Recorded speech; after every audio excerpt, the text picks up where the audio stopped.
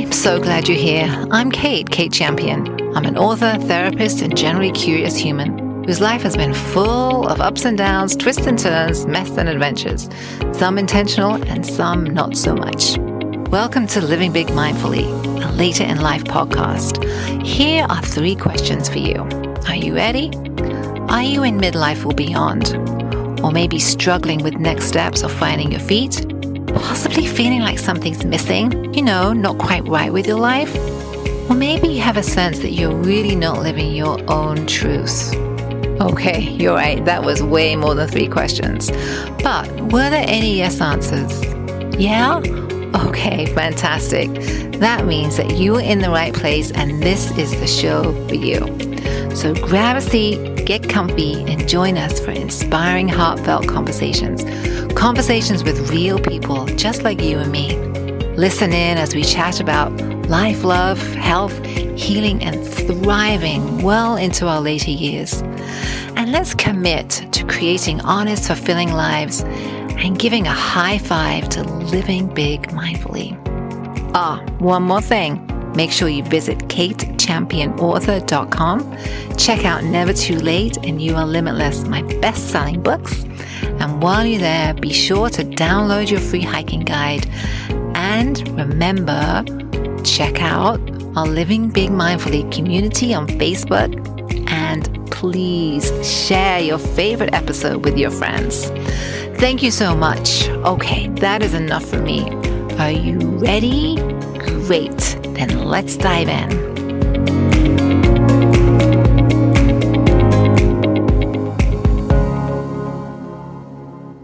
In this week's episode of Living Big Mindfully, I chat with author, adventurer, and host of the Crossing It Off the Bucket List podcast, Roger Williams. Roger and I start out with a bit about his journey. He tells us about growing up, his love for comic books, and passion for sharing stories. And then we chat more deeply about the massive wake-up call that in his mid-50s drastically changed his life. Together we explore the bucket list lifestyle, what it is, what it isn't, and how a bucket list can be used as an opportunity for personal growth, reflection, and joy, not only for ourselves, but for those around us. Then we take a deep dive into the importance of figuring out your why and the power of creating an intentional list. Roger shares some lessons about the importance of community, overcoming fears, and putting judgments aside directly from his time walking the Camino de Santiago. Don't have a bucket list or struggling getting started? No worries. Roger shares some great actionable tips and strategies to help you along your way.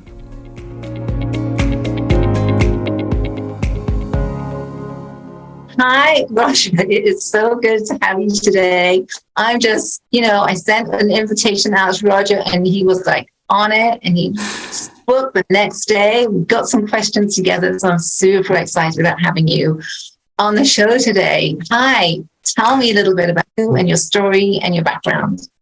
Yeah, so thanks for having me, Kate. I really appreciate it. It's an honor to be here, and I'm excited for this conversation, and hopefully it'll help some people find joy in their lives. And yeah, so I spent 30 years in the youth development teaching field as a teacher, youth pastor, ran a nonprofit for young people. I've done just about everything. And then the year 2020 came about. It was going to be my 50th birthday year. And I, like most Americans, I had a bucket list in my head. 95% of us would say we have a bucket list, but only 40% actually have it written down and doing anything. Well, I was in that top 55%. I hadn't written it down. I just had all these ideas. And with my 50th birthday coming around, I was like, now's the time. I'm going to do all these things that I said I was going to do for so many years and had in my brain. And, that didn't happen. As we all know, 2020 was not a banner year for most people. Spent a year in lockdown and was just not feeling well mentally, just, trying to figure out who I was, what I meant to the world, what I meant to myself, where I found my own joy. And at the end of 2020 in December, I had a heart attack. And that kind of expedited things in my life as far as thinking about who I was and where I found my self-worth.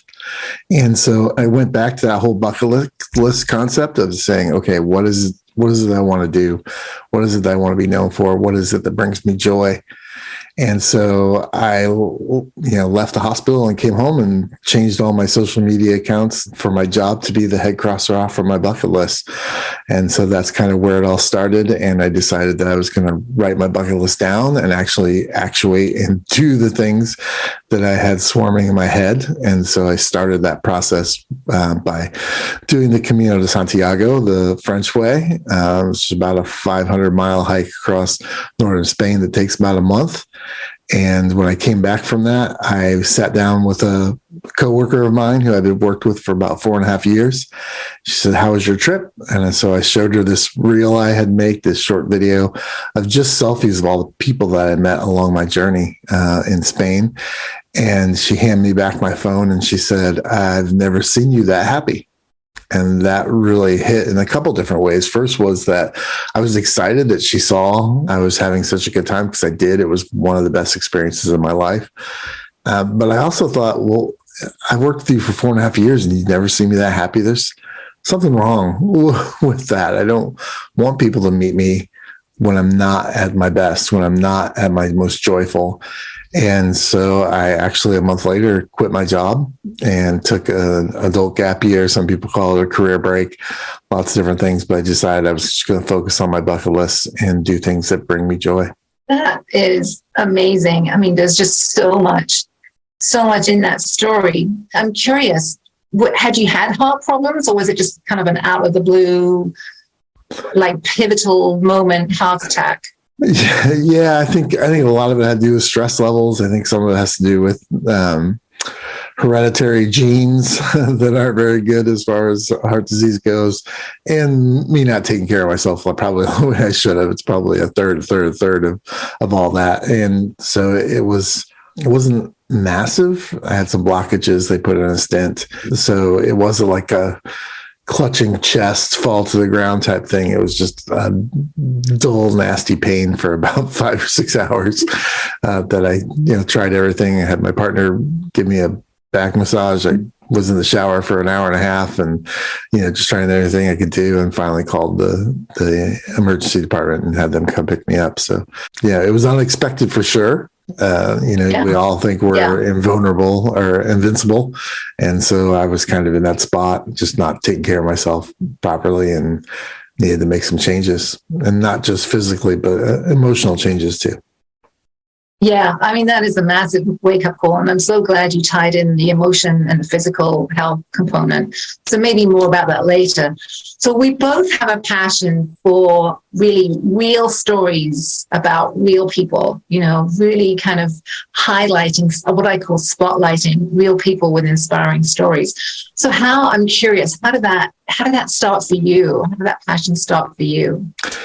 Yeah, it might be a weird answer, but I grew up reading comic books, and that was really the only thing that I read. I didn't read books. I read comic books, and I think the vocabulary in some of the comic books is probably higher than what I probably would have read if there was a young adult section in the bookstore back then, which there was not. So I grew up with a lot of story. I think music had a big part of it too. My dad was a huge music fan, 70s rock. And so that was storytelling, when albums like told a full story instead of just had 1 or 2 songs on it that people liked. There used to be albums that like told complete stories. And so I've always just kind of been immersed in storytelling, even growing up. In my career in youth development and teaching was about stories. I'm a history person, so I love telling stories. I love people finding out the stories that existed and exposing them to those stories, the real stories. And so it's just always kind of been a part of the fabric of what I do, regardless of what's been, has been storytelling. And I think when you add in the curiosity that I naturally have, I want to hear people's stories. I started a podcast, and I never had listened to podcasts before I started my own podcast. And I went to a friend of mine who was big podcast listener and said, "Okay, here's the idea I have. I want to bring people in and have them tell their bucket list stories." And he said, "Oh, that'll work." And I said, "Well, why?" And he said, "Because you naturally do that. I've been in your presence when you've met somebody new and gotten them to tell you their story." And so it was natural for me to want to get people's stories out and hear people's stories. That's one of the great things about doing my podcast is I learn every time I record an episode. I learn something new about the world, about people. And that just really, really excites me. To be able to be a part of that and to help other people tell their story just is absolutely fantastic for me. It just fits me to a T. Yeah, I heard your 100th episode. So you have the Crossing It Off podcast, which I highly recommend. I heard your 100th episode, and it was so touching when you really, really focused on the people or the guests that didn't have a product or didn't have a book, and they were just purely what I call kind of passion guests. And honestly, the love and attention and the extra TLC you put into those episodes, A, really comes through, and B, it just was really touching. Yeah, really touching. It's super important for me that, especially like you say, for people that don't have something to hawk, or to sell, to come on the podcast, to really be able to treat those guests, not just well in the interview, but, how their story is presented after the edit's done, right? The storytelling at lots of different levels. And I really enjoy editing and making sure that they sound good, because one I know is that they're not just promoting that episode out to their people that already they're trying to sell something to, but they're probably promoting it to their family and their friends. And so I want them to be able to be proud of that, to be able to say, hey, come and listen to this. I shared my story, and I want to honor that as much as possible. Yeah, that's beautiful. Again, that really, really resonated with me and really touched me. So yeah, very cool. Again, on your podcast, you really talk about empowering people, supporting people, and educating people about the bucket list lifestyle. Can you tell me a little bit more about what is that? What is it, and how does that work? Yeah. So I think that the biggest thing is that there's a lot of misconceptions about a bucket list, where it's just, for one, it's just like taking and taking and taking. You're not giving anything back. You're just being a consumer. And so for me, the bucket list is, you're not just emptying the bucket of the things that you want to do in life, but you're filling that bucket up with experiences, people, memories, all those things, and hopefully joy into that bucket, so that as you do more of those things, your bucket gets fuller and fuller and fuller. Eventually that joy and those experiences spill out into the lives of the people around you. And that's really what it's about for me. It's not about consuming and taking. It's about being so joyful and happy with yourself that you're able to have a spillover effect, and that the joy that you have comes out in your marriage, in your partnership, in your business, in your, in your family, in your school, whatever it is, that joy really bubbles over and affects everyone else around you.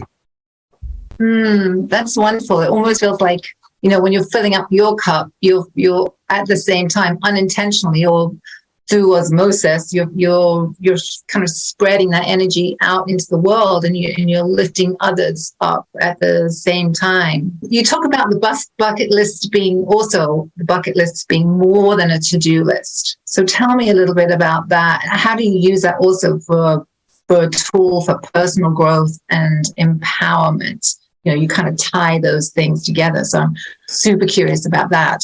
Yeah, if you go online and you search the hashtag bucket list, you're going to get lots of these pictures of people all, vacationing all over the world, and, going to Cappadocia and being in a hot air balloon, and, being at the top of Machu Picchu, or going and visiting Angkor Wat. You see a lot of those things where people are living out this, bucket list lifestyle. And my big thing is that I don't want anything I do to be, I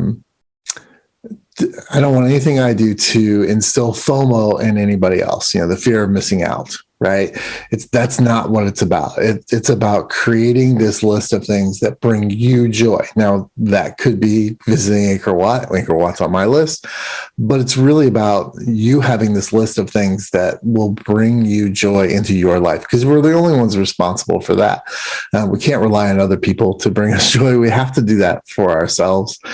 And so I really try to promote that, your list is your list, and it's nobody else's, and it can be whatever you want as long as it's achievable.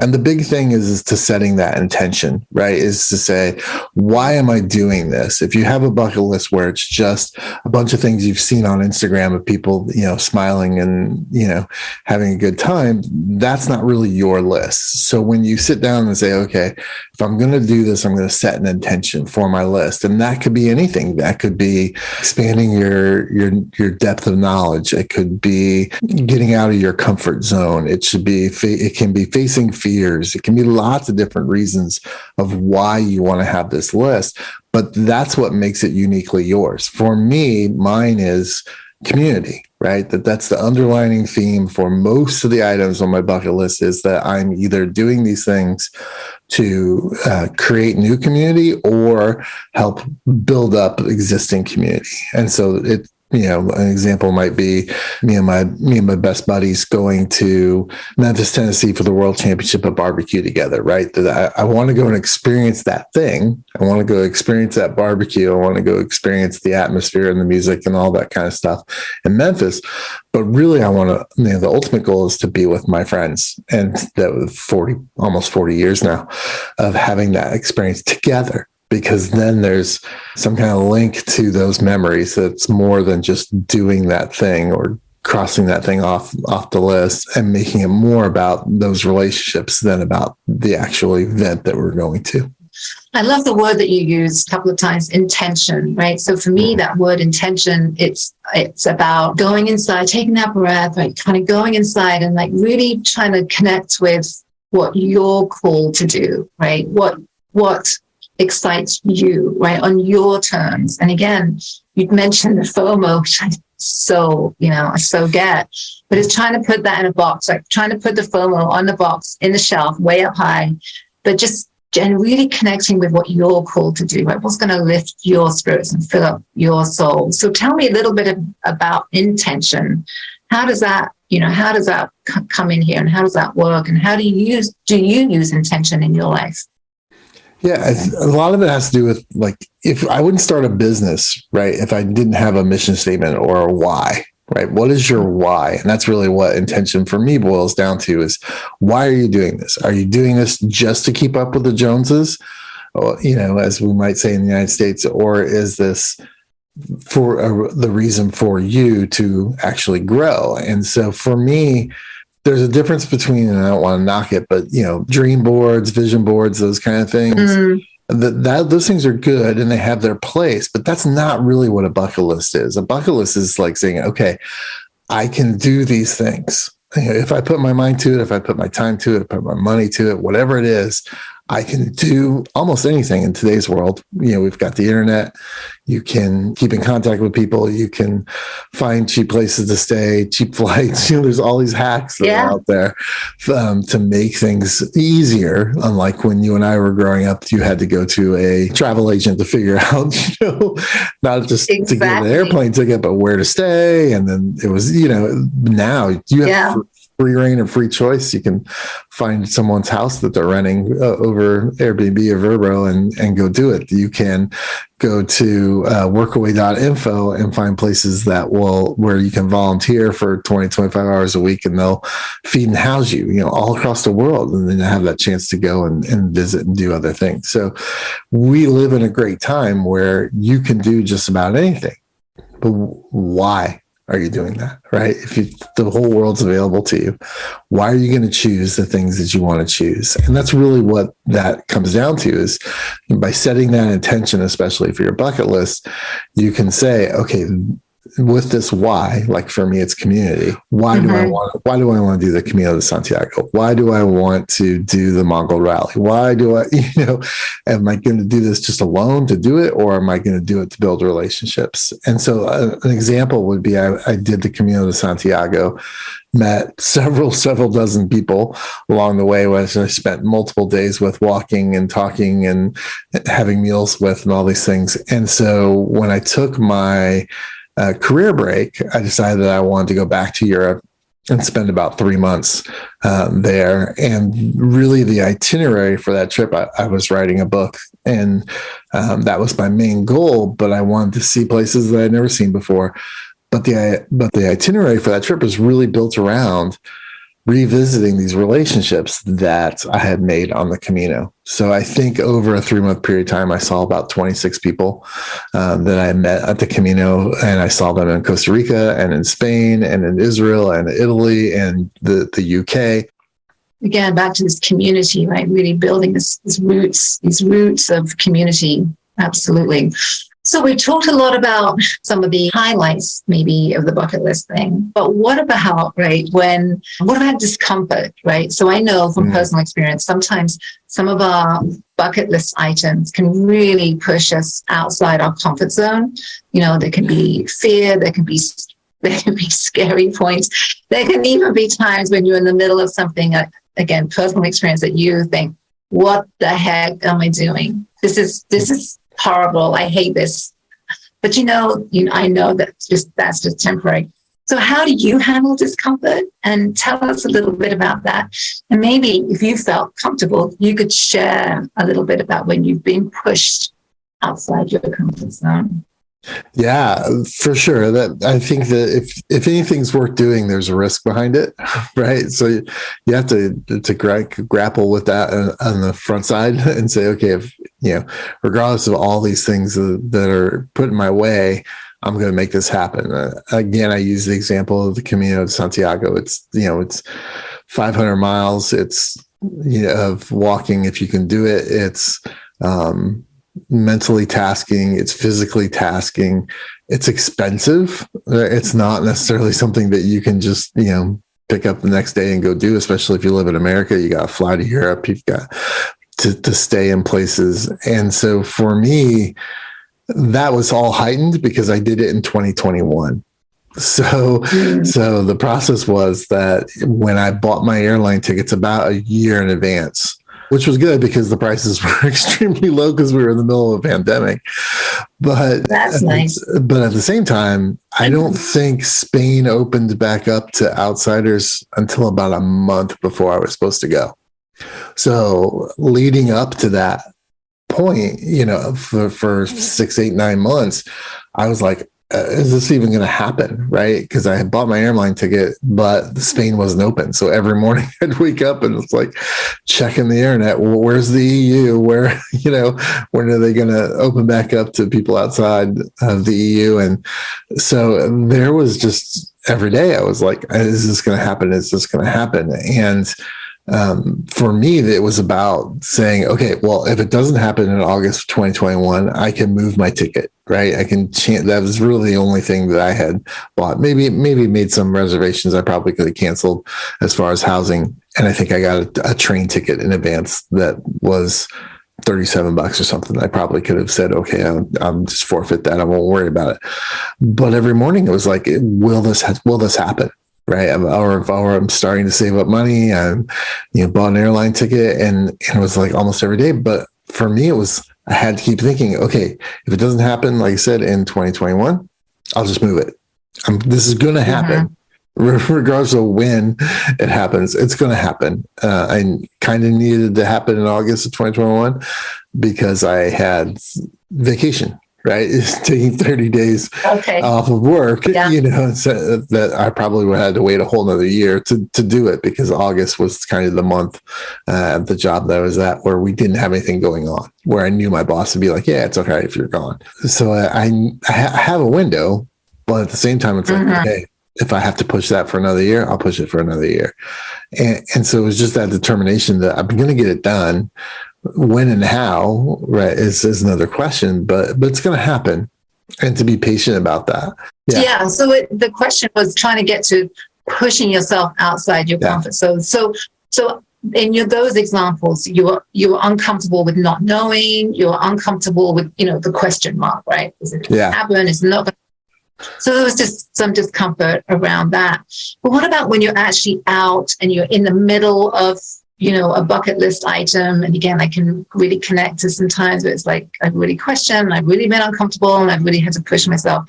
Can you give me some examples of some times where you have maybe been scared, or maybe you've had a regret, or you've had a second thought, or you've really questioned? Can you give me an example, something like that? Yeah. I mean, for me, it was the start of the Camino, right? Okay. Even the night before I began the walk, I was in Saint Jean Pied de Port, France, which is where the French route starts. And I had gotten my passport, and all my stuff was ready, and I was in the hotel, and I probably slept like 2 hours, I think, uh, just because I was alone. I wasn't doing it with anybody at that point. And so, it's like, am I going to get lost? Am I going to, am I going to get up in time? Are there going to be beds in the next city when I get there? And so just starting off, it was very nerve wracking to like be out there on my own. And I had a lot of people back home, cheering me on, which was fantastic. But at the same time, it was like I was out there by myself. And so just starting the walk was not difficult, but it was scary. I started at like 6 o'clock in the morning. It was still dark.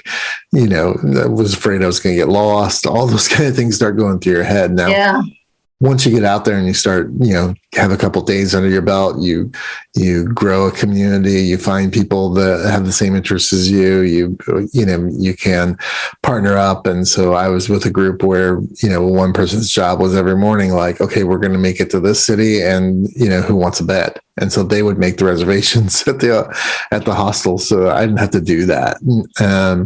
I was with some people that, spoke very good Spanish, unlike mine.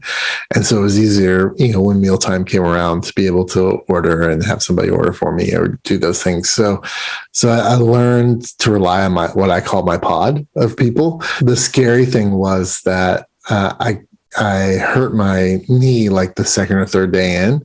So walking became very painful for me.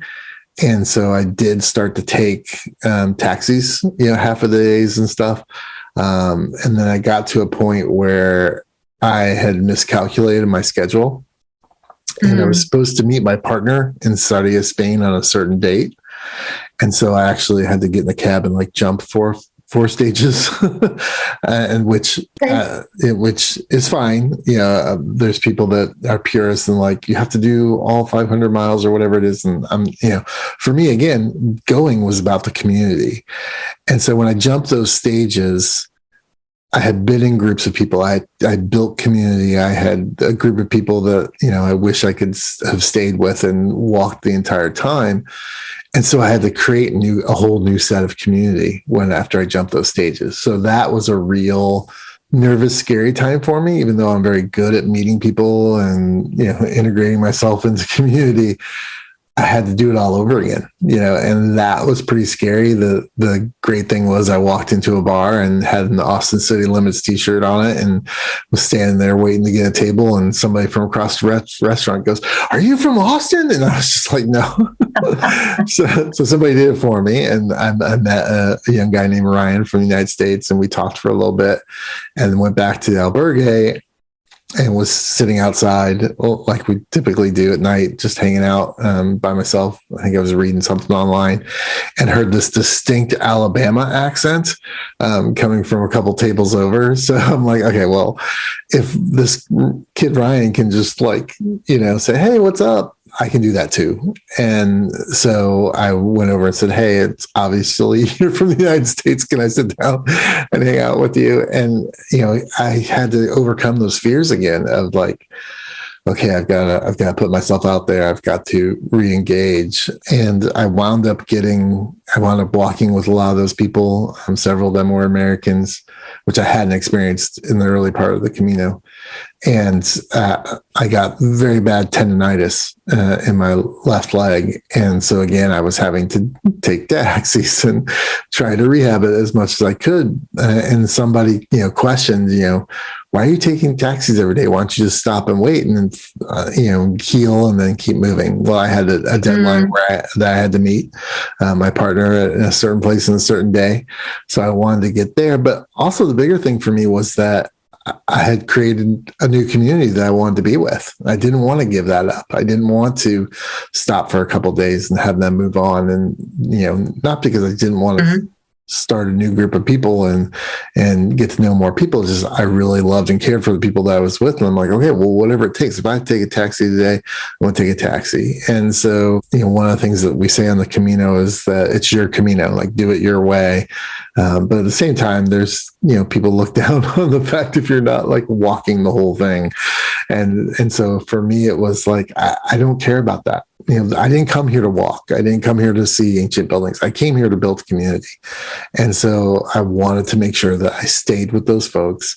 And that's part of answering your question, right? Is that there's this fear that people are going to look at me as though I'm not a real pilgrim. I'm not a real Camino walker because I didn't walk every single step. And for me, like, I just didn't care. I had to put in my head, like, I don't care. You judge me all you want, but this community of people is very important to me. And we all went, on that trip that I took after back to Europe. We all met in Costa Rica and went to someone's wedding, and I actually crashed it, but it was somebody that we had walked with. And so for me, seeing those 8-9 people down in Costa Rica was super important because I'd spent all that time with them building those relationships. We have a WhatsApp group that's active every single week. Keeping up with people's lives and where they're at and what they're doing. And several of those people I communicate outside that group as well on a regular basis of just talking about their lives and what's going on in mine. And that was what was most important for me. And that was my why. That was my intention of going on the Camino, is to say, I'm going to build this community. So when you're able to set that intention, that's what helps you understand, okay, yes, this sucks right now. Yes, I'm hurting right now. But my why is to be with these people and to grow these relationships. And so that's what would drive me to keep going. And if I didn't have that, I could see I'd probably still be someplace in the middle of Spain trying to heal my leg. But because I had that intention of saying, okay, these relationships are valuable, important, is what kept me going, which is what made me feel okay about paying the money to get the taxis, to not be able to say I've walked the whole way, but I did travel the whole way. And I think if the original pilgrims had taxis, they probably would have taken them too, but that's yes, that story really resonates with me. And I hear so much. I hear a lot about adversity, right? Kind of, getting these injuries, which you don't expect, right? Oh, yeah. So now you have to deal with this, and now you have to deal with that, and these bumps, and we all go into these things sometimes with this kind of like idealistic view. It's going to be all rainbows and sunshine, but sometimes it isn't, right? Sometimes there are real challenges and hardships along the way, which really, for me, switches into mindset, right? This piece about mindset. So there's an athletic component, especially to walking, hiking, running, backpacking, but there's also a huge mindset component as well. So tell me a little bit about how that was for you and why you think mindset is important, and maybe some practical tips for listeners who are really kind of struggling with mindset right now. Yeah, mindset is, you can either have a fixed mindset where you just keep doing the same stuff you're doing over and over and over again, or you can have a growth mindset and say, okay, I'm going to look at this and say, okay, I may not be totally 100%, know what I'm doing, but I'm going to go for it, and I'm going to learn as I go. You and I had some conversations before we started this about podcasting, right? That neither one of us, this is our background, right? Neither one of us went to school and said, oh, one day I want to be a podcaster. That did not happen. And so I've had to, in this journey, really say, okay, I'm going to learn as I go. I can't be a perfectionist, and I'm going to make mistakes, but as long as I learn new things and implement them, I'll be okay. Like, that's a growth mindset. It's a learning process, and you grow when you learn. So as long as you're willing to do that and be able to make mistakes and move forward, that's what's most important. And for me, setting that intention is setting your mind up to say, okay, this is the why. Again, going back to that, why are you doing this? Why is it important to tell stories like you're doing? Why is it important to, do these adventures or have this list of things that I crossed off? What's your why? And once you have that, especially in the bucket list lifestyle, for me, you can create that list. right? If you have your why, you can say, okay, this is my why. What do I want to do? And if I see something like, being in a balloon over Cappadocia, is that good for my list? Right? Does that meet my why? The standard of saying, okay, yeah, it'd be cool to fly in a hot air balloon over Cappadocia, but it would also be cool to fly in a hot air balloon over, New Mexico. It would be, there's lots of different places. I've, talked to somebody on my show that flew a balloon over Miramar, right? Over temples in Miramar. Okay. It's like, okay, there's lots of different places where you can go hot air balloon that are pretty cool. Why do you want to do it? Why is that important? How does that fit your why? Does it, get you out of your bubble enough, right? Does it expand your world enough, just to go to New Mexico, or do you need to go to Cappadocia to do it? It goes back to what is that intention? Why did you set that up?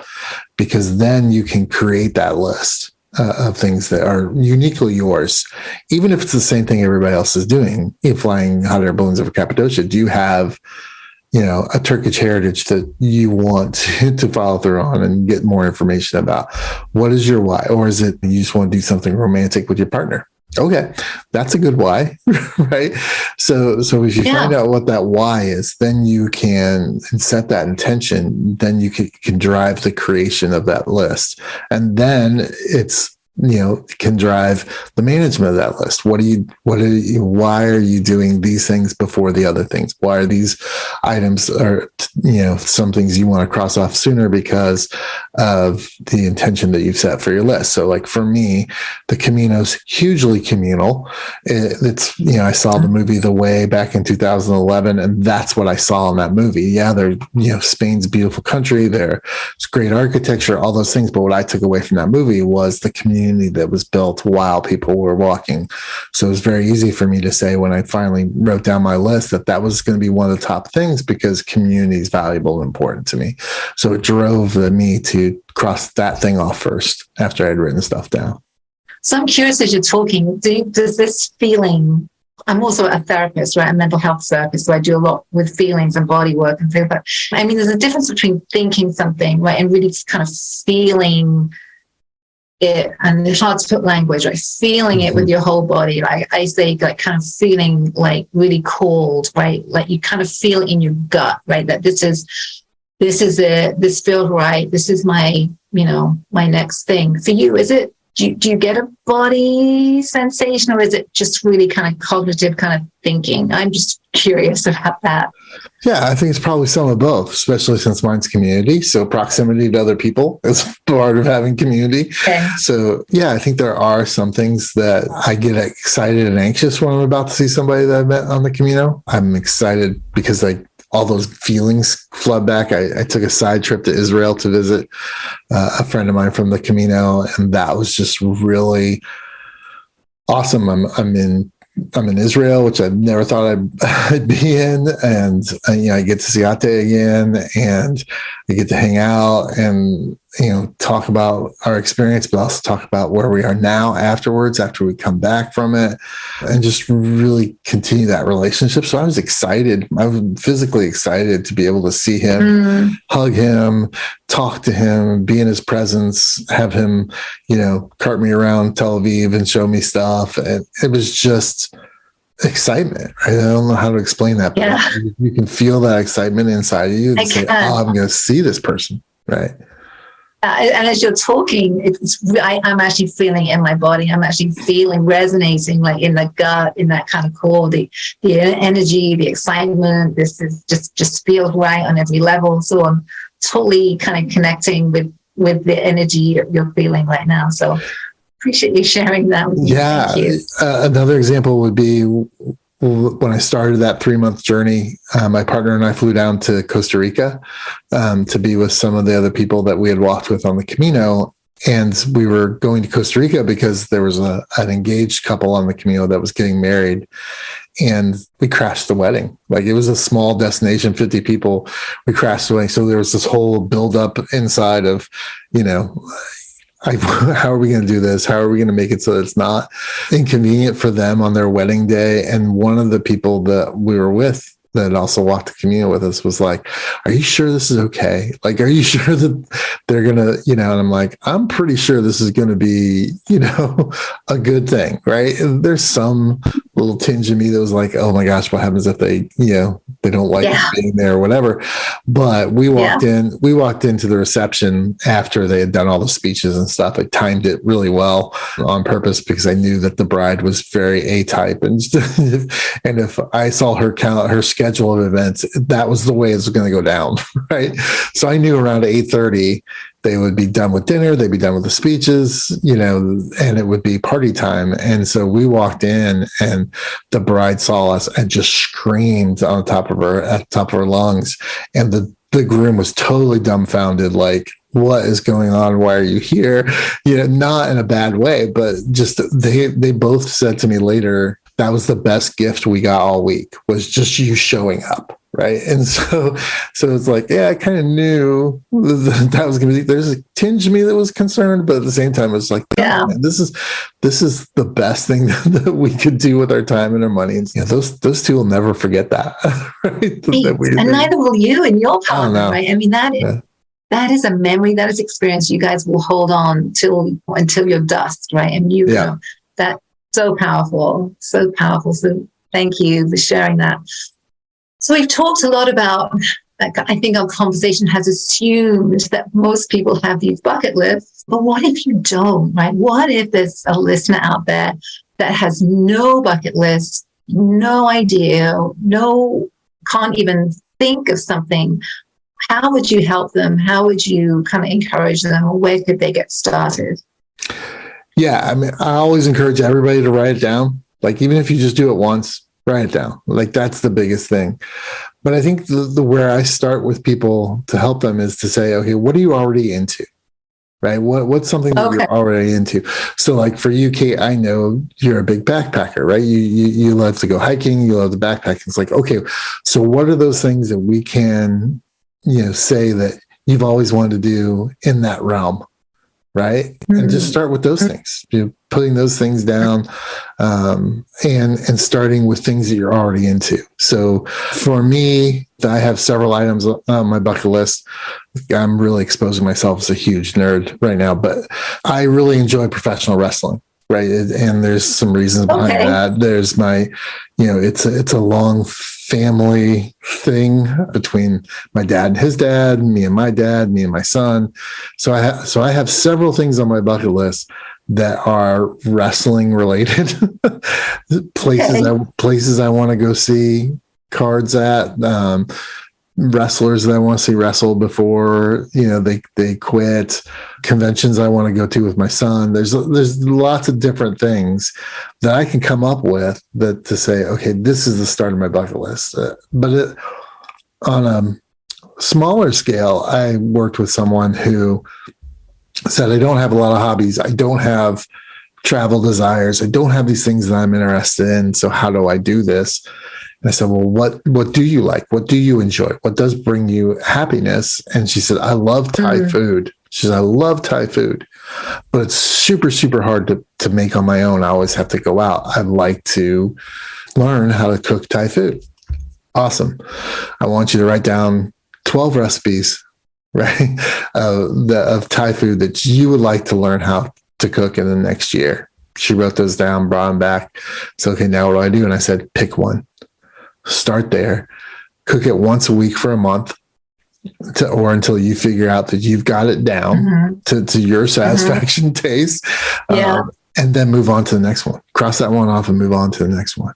So it doesn't have to be, I think that's another misconception, but the bucket list doesn't have to be these wild, crazy adventures, right? It really, for me, just comes down to what brings you joy. And if cooking Thai food brings you joy, then make that your bucket list. It doesn't have to be, going to Machu Picchu or visiting Angkor Wat or, kissing at the base of the Eiffel Tower or whatever it is that we think bucket list items are. It can be these small things. For me, on my bucket list, I'm currently trying to teach myself how to play the ukulele. That's not real expensive. It is kind of time consuming, but, but it doesn't have to be this grand thing. It's whatever brings you joy. right? I'm probably never going to be on stage playing the ukulele in front of people, and that's fine. But I want to bring myself joy, and it brings me joy to learn the songs from the 1970s that my dad enjoyed on the ukulele, and just being able to play them is makes me happy.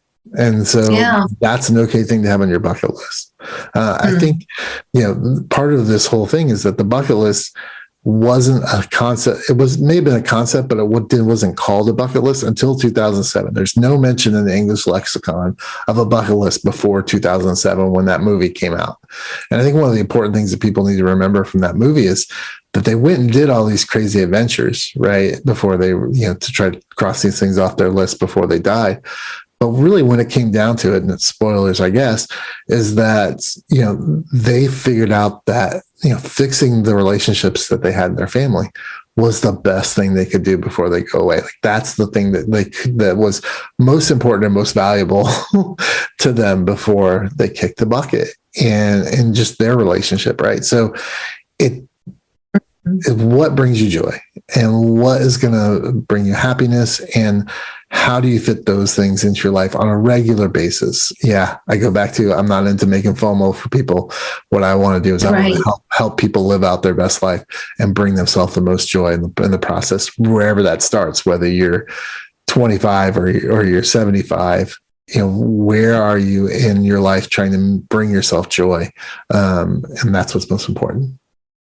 I love that. And I love that example from that movie, that it was actually about being right with some relationships before you kind of kick the bucket, as it were. Wow, that really resonates with me and kind of ties back into this is about growth, right? This is about personal growth and living life authentically, right? Living life in a way that makes sense to you, right?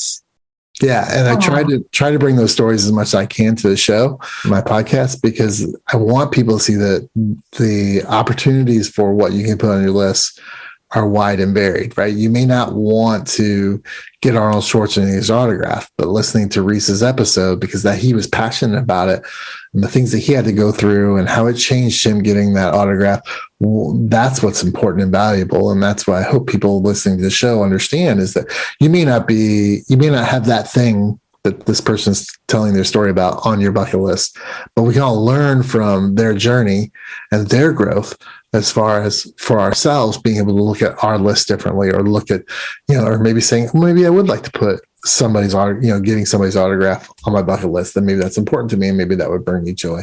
Might it be Arnold Schwarzenegger, but it could be anybody.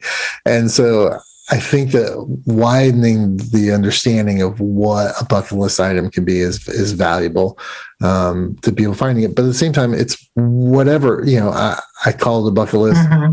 You could call it a life goal list. You could call it, I don't care. Call it whatever you want, but have a list of things that you can achieve and be able to cross them off in whatever time frame you want, that you're actively doing something to bring yourself joy. You're not just working. You're just not slaving away and being, someone's servant at a job. You're living your life at the same time. We all have, 186 hours a week or whatever it is. If you work 40, sleep 50, you still got almost, 70, 80 hours a week to do other stuff. And yes, life, you have to go shopping and get groceries and, take the pet to the vet and all those kind of things. But there's time there. If you want to figure it out, if you want to, order your life in such a way that you can find joy, you should do it. Yeah, I love that. Love that. You really helped me. Actually, as you're talking, you really helped me I felt my mindset shift a little, widen a little, right, with this whole bucket thing. So thank you. You're helping me as we talk. So hopefully we're helping some listeners too. So what if you have this bucket list or this life list or whatever, but you've taken no action steps, right? They're just thoughts. They're just hopes. Right. But you've not done anything. You've not taken any action steps. How would you coach a person in that kind of situation? Yeah, I would ask them, the number one question is, which one's most important to you? Right now, if you had a list of 10 items, what's the one that's most important to you that you would think would bring you the most joy? and then look and say, okay, what's holding you back from that specific goal? Is it money? Is it time? Is it, is it knowledge? What is it that's holding? Is it fear?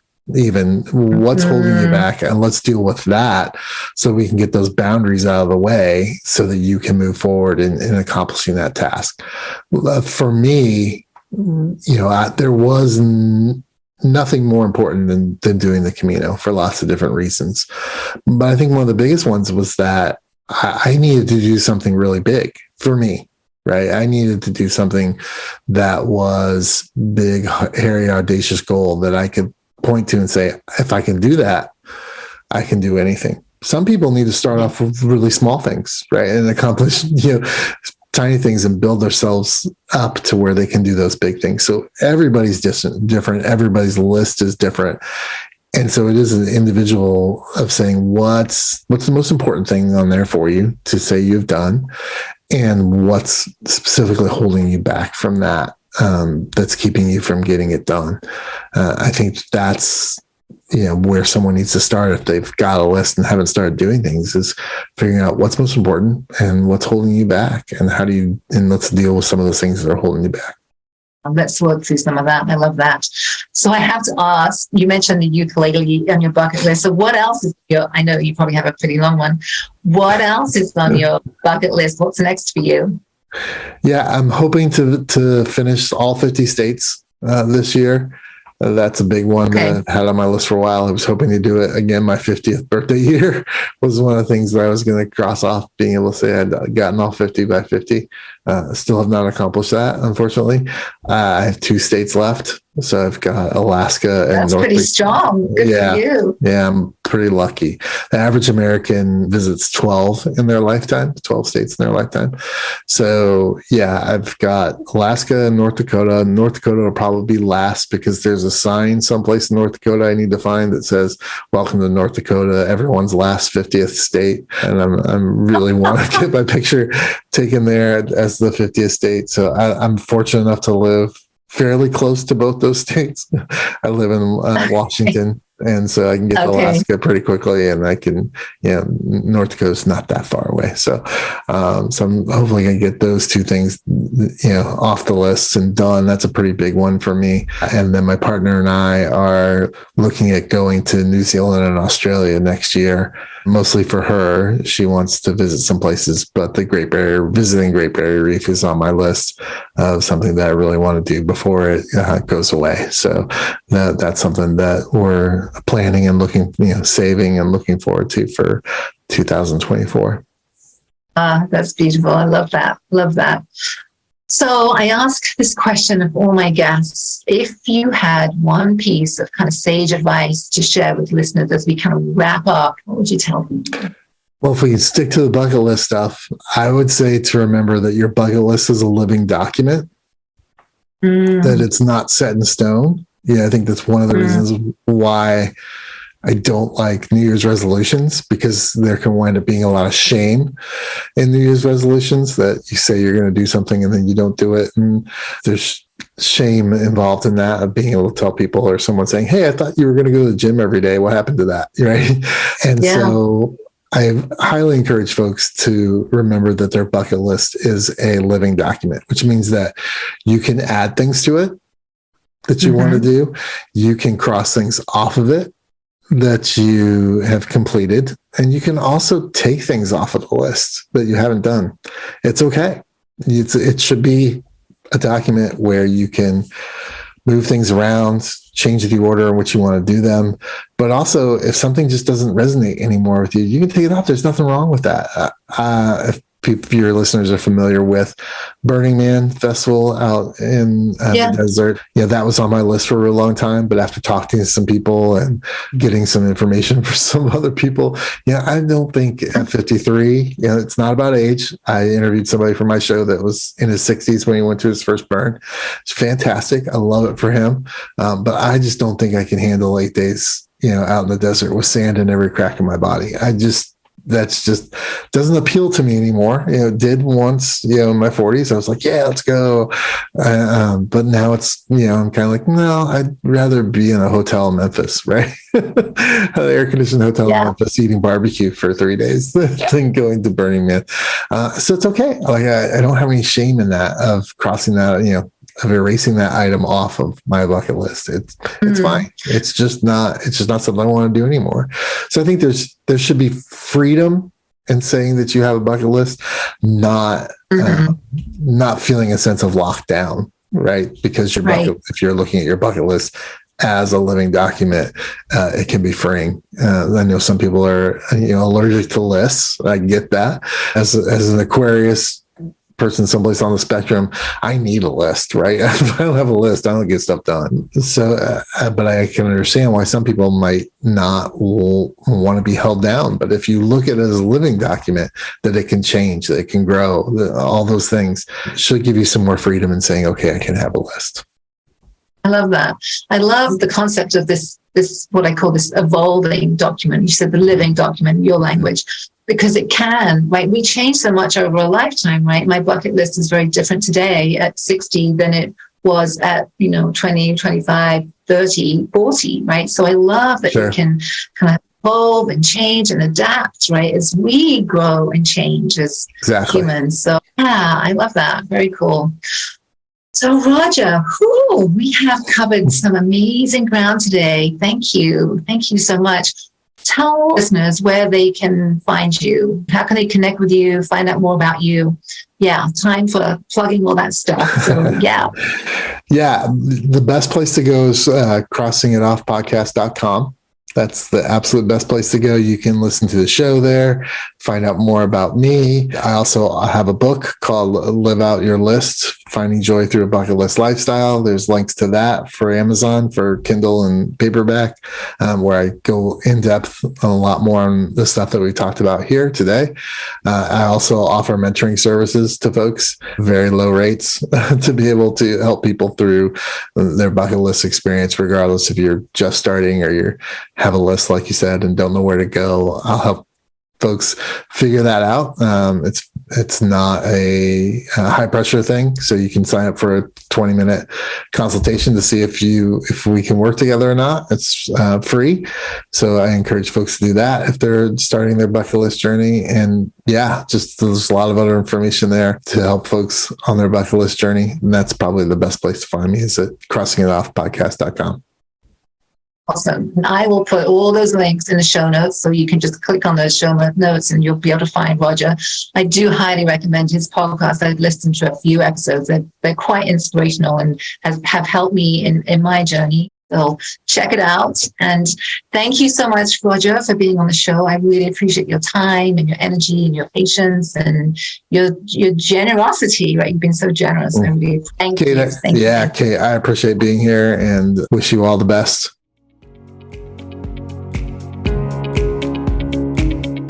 Thanks so much for listening. I truly appreciate you and your time.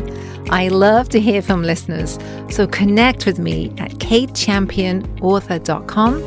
Remember to grab your free hiking guide, and please take a quick moment to rate, review, and subscribe to the show.